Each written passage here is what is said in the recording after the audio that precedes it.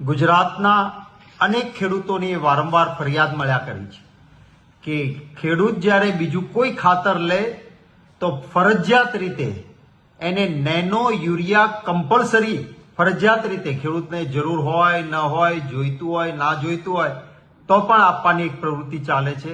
એવી ફરિયાદ વારંવાર આવવાના કારણે રાજ્યસભામાં મેં પ્રશ્ન પૂછેલો અને આજે રાજ્યસભામાં મારા પ્રશ્નના જવાબમાં કેન્દ્ર સરકારે એવું કહ્યું છે કે કેન્દ્ર સરકારની સૂચનાઓ છે કે ફરજિયાત રીતે નેનો ખાતર ન આપવું, સબસિડી વાળું ખાતર જોઈતું હોય તો નેનો ફરજિયાત લો, આ યોગ્ય નથી. ગુજરાત સરકારે પણ કેન્દ્ર સરકારને જવાબ લિખિતમાં આપ્યો છે કે આ પ્રકારે નેનો ખાતર ખેડૂતને ફરજિયાત નહીં અપાવવું જોઈએ. અમે પરિપત્ર પણ કર્યો છે. ત્યારે મારે ગુજરાત સરકારને વિનંતી છે